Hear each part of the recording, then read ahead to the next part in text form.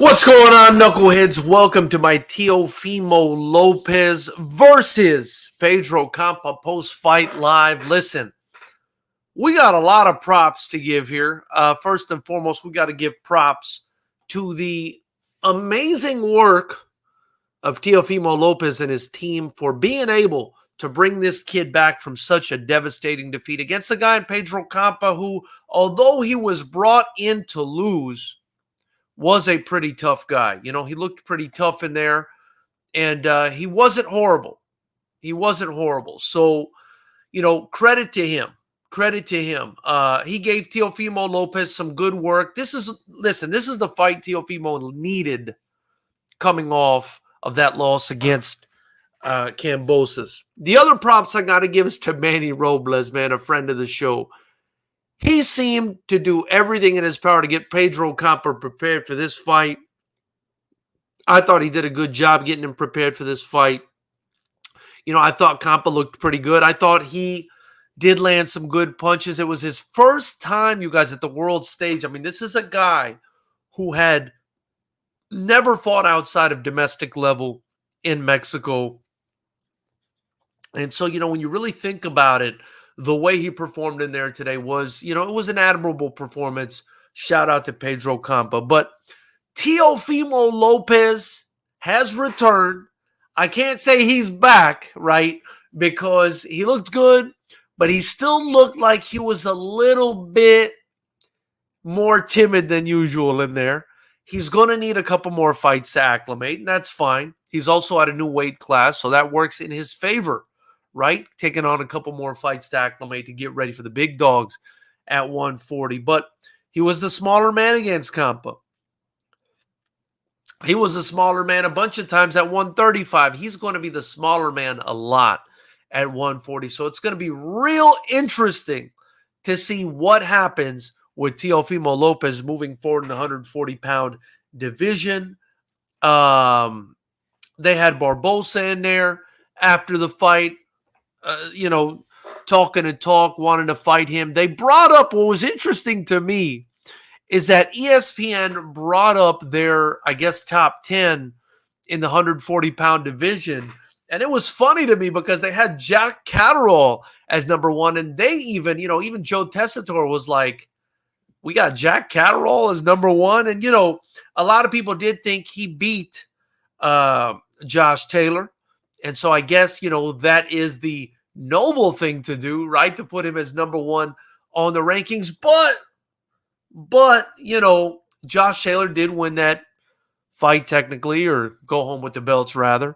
I can't remember now if it was a draw or a win for Josh Taylor. But, you know, he did come away with the belt. So, you know, you would have expected him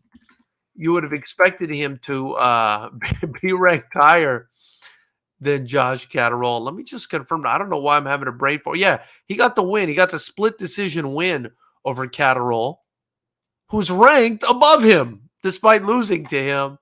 But, you know, I get it. I get it, ESPN. I see what you're doing there, ESPN.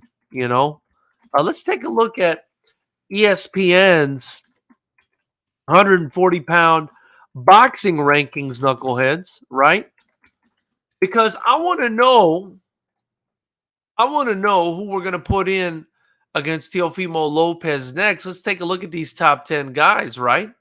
Who do you guys think? And if you're just joining me, feel free to, you know, drop your opinion in the chat. Also, don't forget to subscribe and like the channel. And also, don't forget to get your tickets to Fighters Rep 15 on September 3rd at FightersRep.com or in the link below. If you can't make it, join the channel. It's the only way to watch the fights live. But let's take a look. Let's take a look at ESPN, and it's on their website, you guys. I mean, they've got Jack Catterall ranked number one at 140 pounds, right? Coming off of a split decision loss to Josh Taylor on February 26th. I'm surprised by this, man. I am surprised by this, you know, and I don't know if it's a pleasant surprise or an unpleasant surprise. It's strange. Then they got Josh Taylor, number two. You know, he's definitely not ready for those guys, I don't think. Although Catterall, you know, for me, Catterall is still kind of an unknown commodity. I'm surprised they put him as number one. I guess, you know, having a close fight with Josh Taylor was enough for them to do that.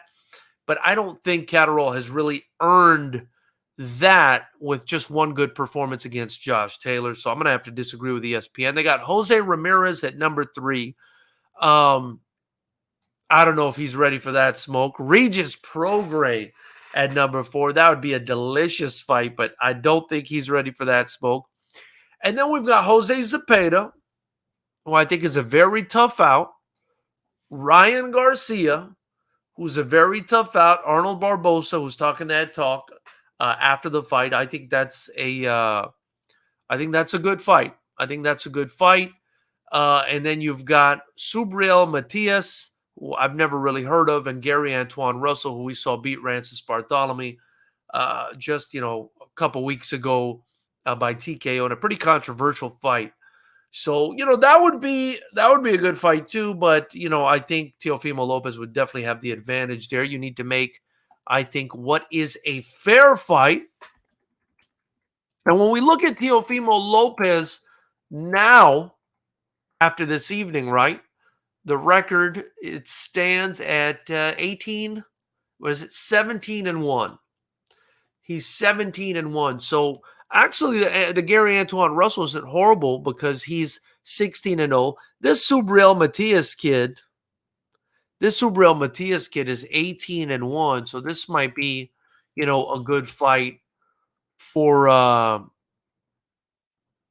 Subriel Ahmed Matias Matthew from Puerto Rico. See, that would be interesting. That would be a good fight. You know why? Because Matias is 18-1, pretty close record to Teofimo, and he's Puerto Rican. And, with Xander Zayas on the undercard, I mean, you can sell a lot of Puerto Rico versus Mexico versus Honduras versus, X, country from South America or Latin America. And, Top Rank's been doing that, right? They've been pushing this whole Puerto Rican, Mexican narrative a lot, especially with Xander Zayas, who looked good tonight as well. Latino for life in the chat. What's up, brother? He says, Teo, not looking good. Ryan beats him at the moment. You know what? I got to agree with you 100% on that one, brother. I got to agree with you 100%. He didn't look bad. But he was getting caught a lot more than I expected from this guy. And, you also got to give the guy credit to him. He's got a ton of fights. He was 34-1-1 before this. He's now 34-2-1. He had Manny Robles in his corner. There's nobody you want in your corner more than Manny Robles. If you're looking to upset the apple cart, we saw what he did with Andy Ruiz Jr. Versus Anthony Joshua before Ruiz took a big old dump on that relationship. So, yeah, I mean, I thought he did a pretty good job with Campa with the kind of short notice he had to work with him. I thought Campa gave Teo some problems in there. I think if he would have let his hands go a little bit more, he would have given himself a much better chance. Regardless, he put up a decent fight. I think he'll still get, some decent paydays, some decent fights, but he's going to have to let his hands go. But Teo didn't look the same to me, you guys. I do think we're going to need to see him for a couple more fights to see where his head's at, where his style's at, how he looks at the weight, and to me, it looks like confidence, right? That's what's kind of inhibiting him and preventing him from being the Teo of old, because he still looked pretty snappy in there. He still looked fast. But yeah, I mean, it's a lack of confidence from that loss coming off the Kambosos fight. And, he's going to need to get that confidence back. It's crazy to me. As a promoter of kickboxing, right, and having done MMA fights in the past as well, it's crazy to me, this whole boxing culture, the way guys are manufactured to have never lost. They're manufactured into this, 20-0 or 30-0 record, where the undefeated record is so cherished, is so worshipped. It's sick. And it's fascinating because as soon as they lose, man, they don't lose a step. I mean, these guys regress multiple steps, right? You've heard the term lose a step. I mean, when a boxer that's undefeated and has been winning and winning and winning and, basically like fed these victims throughout his career. When they lose a fight, my goodness, do they regress? And it's fascinating to me because you don't see that in MMA as much, and you don't see it in kickboxing as much, right? Especially in my sport of kickboxing. I mean, I've put guys in, that had a good record, seen them lose in a very tough fight, and then in the following fight, they come back better. They come back better. And, that's always been and always going to be my problem with the boxing culture. Alexander Espinosa said Teo is a shell of what he was when he defeated Loma. Excuse me, in my humble opinion. And what's up, brother? Saludos from Michigan. Saludos. Shout out to Michigan, man. Cheers to Michigan. Cheers, brother. Thank you guys for being here. Much love, much respect. Hey, be sure to smash that subscribe button. Help me grow this channel by joining. It's just $9.99 a month. Man, listen, if we can get to the point where we can get to 10,000 subscribers, we're at like 9,300 something right now. The immediate goal is 10,000 subscribers. I would greatly appreciate that. And especially get people to join the channel. If we can get enough people to join the channel, man, I can concentrate full time on just putting these fights together. And I think if you guys watch our fights, you'll know what I mean. It's the most action-packed rule set in the world, FightersRep Kickboxing.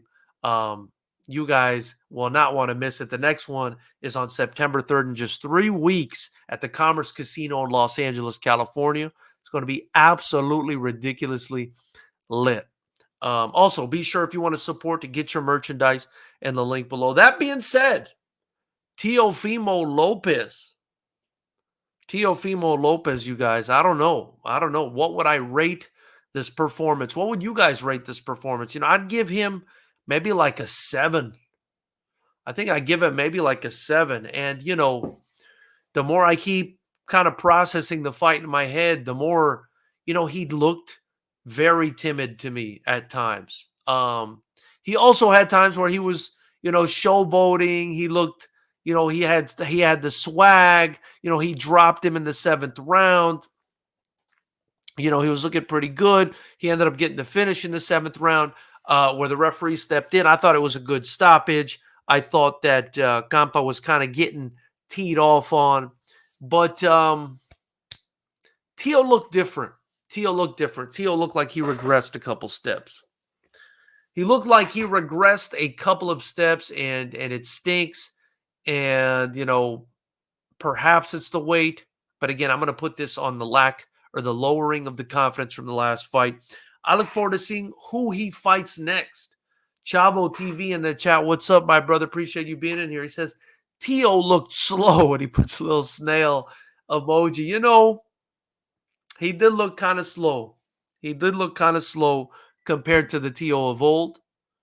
He got caught. Man, you guys, I mean, is it just me or did he get caught quite a bit in this fight? I remember him getting hit with quite a bit of punches. Again, I always have a soft spot for the underdog, right? And I predicted Teo to win this fight.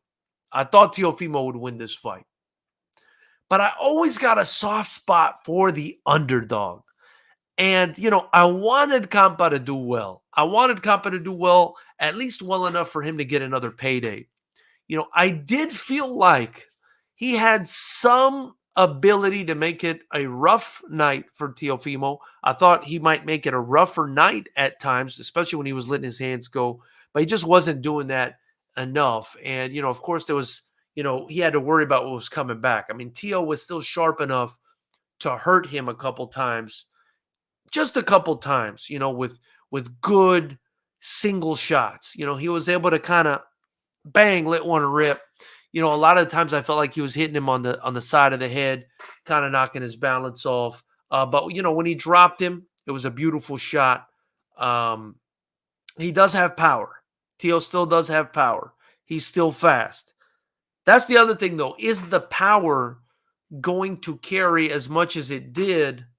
Is it going to carry into 140? Is it going to be as important as it was at 135 with these guys at a higher weight class who are able, allegedly to have more punch resistance? I mean, you would imagine that guys at 140 pounds who are all going to be bigger than Lopez. Again, I mentioned he's already a small guy at 135.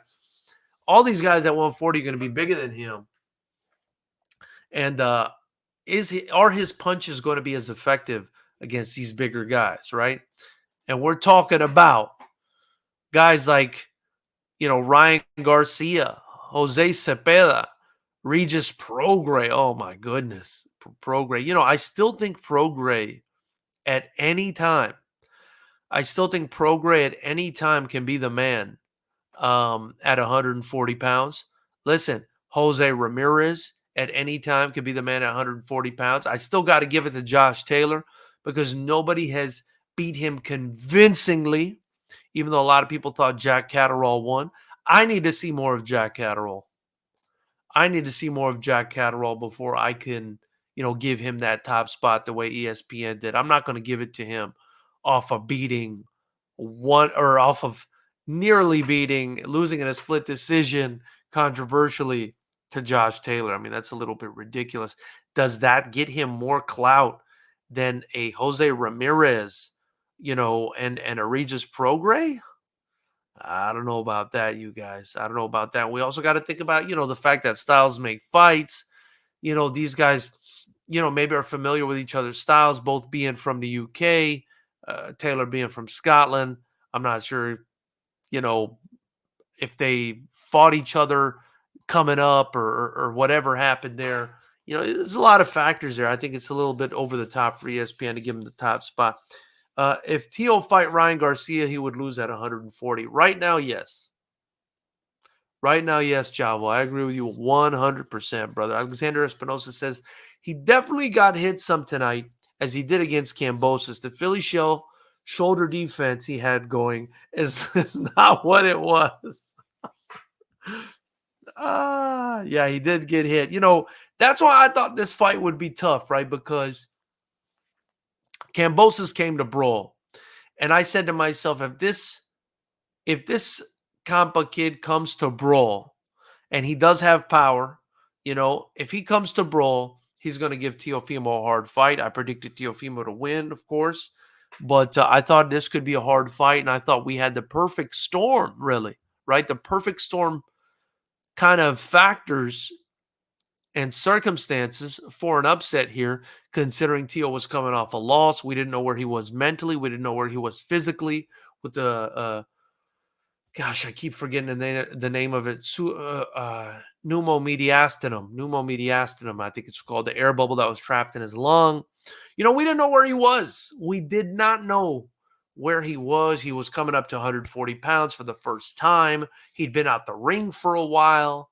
He hadn't processed that loss properly. He still thought he won that fight. So, it was enough to get by Pedro Campa, who, I think if I was on Campa's team, unfortunately the kid had never fought above, again, Mexican domestic level. He'd never fought outside of Mexico as far as I could see. But I wish the kid's team would have gotten him at least one or two tune-up fights in the United States against big names before a fight like this.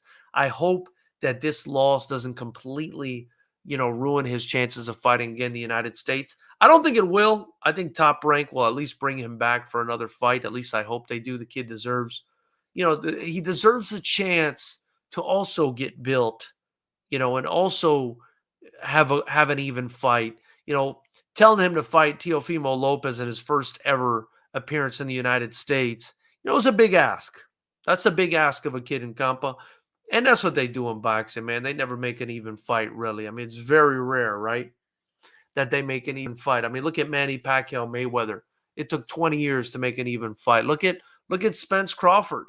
They're saying it's happening. I was all excited because I heard it's happening. Is it happening? Is it happening? I hope it's happening. I hope they're not just fooling us. I hope it's actually happening. Knuckleheads, be sure to smash the like button. Subscribe to the channel, join the channel, get your merch, and cheers. Hope you guys are enjoying yourselves this evening. Where are you guys watching? Where are you guys watching the fight? Where are you guys watching from? Tell me where you guys are tuning in from, what city you're from, and where you watch the fight. Also in the chat right now, let me know, or if you're watching on the replay, let me know what you thought of Teofimo's performance. Did you think he looked like the Teofimo of old? Do you think He's shop worn. Okay. And do you think that he's going to be able to come back to his former self, to his former glory? Is he going to be sort of the same level of a Teofimo Lopez that he was when he was priming at 135 pounds? And speaking of priming, right, we also have to take into consideration with Teofimo Lopez the fact that he is 25 years old. 25 years old. So this guy is nowhere near his prime. Nowhere near his prime. Guys, please like if you're coming into the chat, to the video. I'd greatly appreciate it. Like this video. Subscribe. Let's see here. I know Haney is at 135, says Alexander Espinosa. But Teo can no longer speak on him right now. Haney would most likely masterclass him. I agree, Alexander. I agree with you 100%, brother. There's no way. There's no way that the Teofimo Lopez that was there tonight could even wrap Devin Haney's hands at this point, right? I mean, it would be a masterclass against Teofimo Lopez if Haney were to fight him. He would do him maybe worse than he did George Kambosos. And Chavo TV says, will you do a Haney versus Kambosos preview? Maybe I will, maybe I will. But, if I'm thinking about Haney versus Kambosos right now off the top of my dome, it's not looking good for Kambosos. I mean, listen, I feel like Haney just has his number. And I feel like if Kambosos, unless he changes the way he approaches this fight 100% or 180 degrees, he's going to get schooled just like he did last time. I thought George Kambosos could have probably won that last fight, right? I thought he was going to win that fight against Haney. I thought, based on his performance against Teofimo Lopez, that the guy was a pressure fighter that was willing to let his hands go. He did not do that against Haney, and whether it was his hesitance because I don't know, he just didn't want to let his hands go, or whether it was his hesitance because Haney was doing something in there that was preventing him from letting his hands go. I don't know. What I do know is he didn't let his hands go enough, and he fought the wrong fight against Haney. He was trying to box. George Kambosos was trying to outbox Haney, who's a master boxer with a reach advantage on him. And I hate to sound like a know-it-all, but that's not the way he's going to beat Haney. The only way he's going to beat Haney, especially in this rematch, again, is he's just going to have to blitz him. He's just going to have to rush him, make it a rough, ugly fight, and throw a lot of volume and a lot of power on him, the way he did against Teofimo, right? I mean, that's why Teofimo Lopez lost to George Kambosos, right? First and foremost, Kambosos wasn't going anywhere. And we saw a little bit of that tonight, right? When Cepeda was in there and stubborn, or when Campa, rather, was in there and stubborn, he gave Teo some problems. But Teo lost that fight to Kambosos because Teo's ego forced him to lose his composure, right? He tried to match, tough guy for tough guy with George Kambosos, and he couldn't do it. You all remember how he came out in that first round and he was just trying to take Kambosos out, and he ended up getting dropped. That's not the way he fights. He's not supposed to be fighting that way. Teofimo Lopez, to me, guys, is an explosive guy who fights in spurts, who should be looking for counter shots, right? Who maybe once in a while should initiate the exchange, maybe with a jab to the body. But Teofimo Lopez, for me, is a counterpuncher, a guy who times you and counters you. And, he essentially changed his style when he fought Kambosos, and it bit him in the ass, and it devastated his career. And what we saw tonight was, him trying to pick up the pieces, and he didn't do a horrible job, but he didn't look like the same guy. But again, we got to give him the benefit of the doubt. Couple more fights, see what he looks like in a couple more fights. I mean, that was a devastating loss against Kambosos. What do you think about Loma saying he wants a tune-up versus Haney, but didn't need one if he fought Kambosos? Even Usyk doesn't need a tune-up for AJ. Loma, I mean, let's be honest, guys. I mean, Loma, I feel like if you put Lomachenko next to Haney, I mean, he would look like he'll look like his son. I mean, Lomachenko is a little guy, you guys. I mean, you can't forget that, right? Lomachenko is not a big guy. I mean, even Teofimo, I felt like was taller and bigger than Lomachenko, and Teofimo is not a big guy. You know, Loma is this small guy who went up a couple weight classes just to challenge himself. So, I don't have a problem if he needs a tune-up fight, to fight Haney. He probably doesn't need one for Kambosos, right? Because Kambosos is a smaller guy, and Kambosos doesn't have the boxing skills that Haney does. He's just kind of a tough guy that lets his hands go once in a while, apparently not all the time. And it is what it is. Now, Usyk doesn't need a tune-up for AJ. Of course he doesn't, because he beat him up in their last fight. And I think the size discrepancy when you're talking about, few pounds between heavyweights versus the size discrepancy when you're talking a few pounds between these guys and lightweight and things like that, it's a huge difference, right? It's a huge difference. These weight classes at the very bottom are separated by 5 pounds. Heavyweights, as long as you're over 200 pounds, all the way up to 265, sometimes even more, you could fight at heavyweight. So the difference in weight doesn't really, make that much of a difference at the heavier weight classes. When you're talking little guys like Lomachenko and this and that, now you're coming into a real situation for these guys. I understand he's a smaller guy, but everyone says, including him, that he's levels above Haney. And I totally disagree. Haney is the best at 135. Loma had plenty of chances to fight Haney and has. I think Loma was the best at 135. I don't know where he is now. I don't know where he is now. He looked good in the fight against Comey. That's the last one I saw. But I don't know where he's at now as far as his level. He is getting a little bit older. He's going to be losing a step, I'm sure. But, I still think, like, skills-wise, he's a master. And he could beat anybody on a given night. And, I'd just like to see, maybe he wants a tune-up because he needs one. I mean, maybe he needs one. Maybe he just needs to be active, and he feels like he needs to be active to fight a guy like Devin Haney. I agree with you. I mean, I think Haney's the best in the division right now. A couple years ago, I wouldn't have said that. I would have said Loma's the best. But now I think Haney's the best. Let me see here. Kambosos gets smoked by Haney worse the second time around.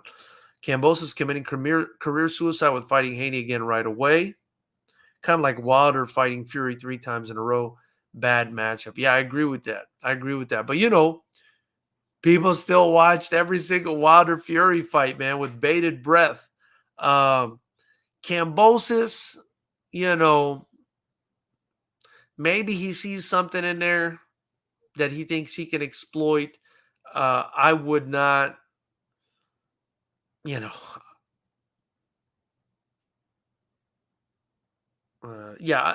would not, if I'm Kambosos' management, I don't know if I'd take that rematch right away. I'd probably try to go get a couple wins somewhere before coming back to see Haney. I think Haney is going to beat him again, unless, his only shot in this fight is to do what he should have done in the first fight, just try to brawl Haney out of there. If he can't do that, if he's going to go in there and try to box him like he did last time, it's not going to work out for him. Knuckleheads, if you're in here, please like the channel. We do this after every big fight, essentially. We go live and we talk about the fight. And I appreciate you guys being in here. The most educated fight channel on YouTube. The only channel where you're not only talking about boxing, you're also helping us build a kickboxing promotion by being in here. Any kind of donation, super chat, merchandise you purchase in the link below, joining the channel for $9.99 a month, whatever you do that spends any sort of money here, I just invest it right back into the promotion, giving these young fighters the opportunity to compete at what I think is, one of the baddest ass venues in the world. We're at the Commerce Casino in Los Angeles on September 3rd for FightersRep 15.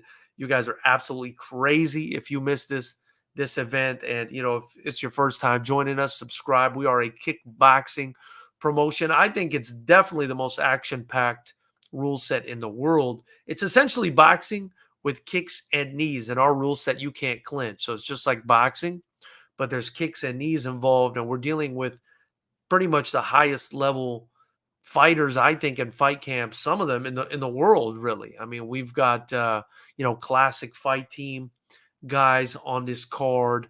We constantly have people from Black House. We've got one of Anderson Silva's sons fighting on this card. So, it's ridiculous talent. Definitely tune in. Your support is greatly appreciated.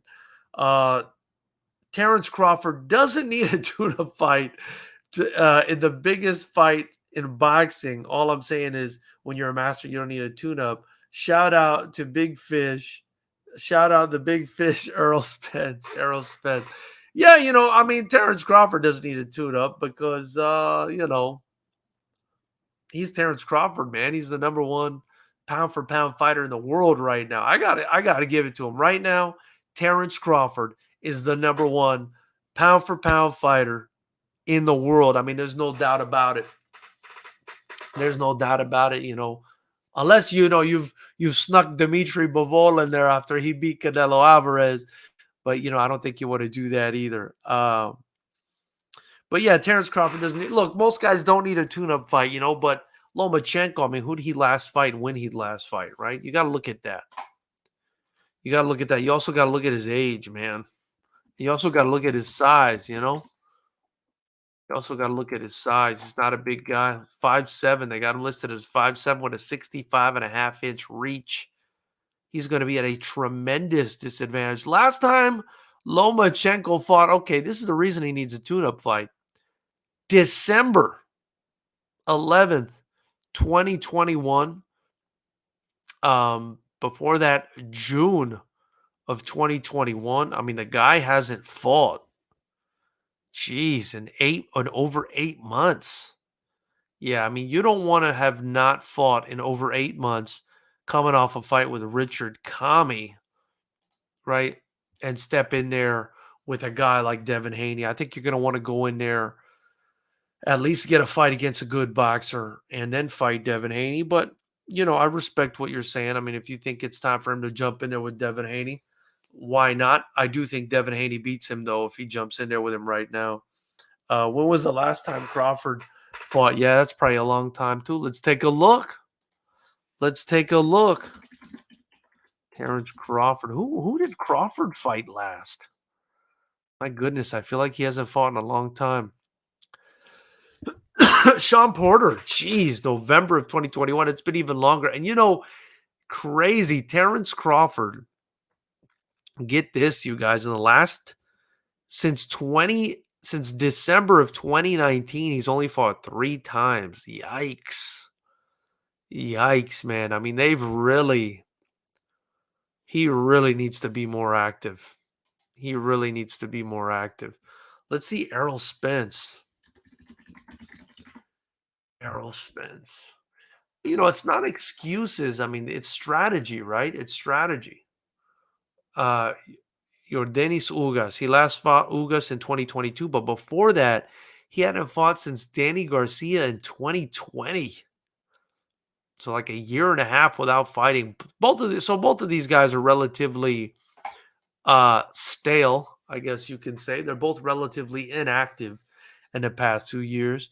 And I guess that's why they can just go in there with each other and have no problem. I hope they make the fight happen. We've been hearing about this fight forever, and it still hasn't happened. Cheers. I hope we can make this fight happen. Appreciate you guys being in here with me. Listen, let me know. What do you think? Who's next for Teofimo Lopez? Tell me who you think is next for Teofimo Lopez. Who do you like for him? If you're thinking like a promoter, right, like myself, who's the next fight for him? If you don't want to completely get him killed, but you also want a good fight. I'm thinking a guy like this kid I've barely ever heard of. What's his name? This kid I barely ever heard of. Subriel Matias, right? Maybe him. Jose Pedraza. Jose Pedraza would be a tough out for him, though, man. I really feel like he would. Gary Russell. All these guys are going to be tough outs for him. Arnold Barbosa. He was there at the show, I think, talking his talk. Definitely, I would keep him away from Jose Cepeda at this point. Ryan Garcia, Regis Prograis, Jose Ramirez, Josh Taylor, or Jack Catterall. I don't know. Maybe the Catterall fight. I would let him fight Catterall. Again, I'm not with ESPN on the Catterall stuff, guys. No, no. Ranking him number one at 140 because he had a split decision loss to Josh Taylor is hilarious. Jeez, ESPN, you're losing your mind. Anyway, Knuckleheads, that's pretty much all I have, and I appreciate you guys joining me. If you're catching this on the replay, again, smash that subscribe button, like, comment. Let me know what you think. Join the channel. It's the only way to watch Fighters Rep 15 on September 3rd. Get your tickets at FightersRep.com. I'm telling you, it's going to be a show. We got over 20 fights matched. Absolutely crazy. And if you don't show up live, the only way to watch is to join the YouTube channel by clicking the join button below. Appreciate you guys joining me. Again, we do this after every big fight. We go live. So pretty much every Saturday when these big fights happen. And we also go live on Mondays. That's our new thing, going live on Mondays. It's either going to be at 6 or 7 p.m. Pacific. And every other Monday, I'll probably go live around lunchtime, noon, or 1 o'clock. So stay tuned for that. Click the bell notification icon to know when we're going live. And join me, man. I look forward to seeing you guys. Appreciate you guys being in here with me. Chavo, Alexander, everybody else who put in their comment, Latino for life. Appreciate you being in here. You'll have a good night, man.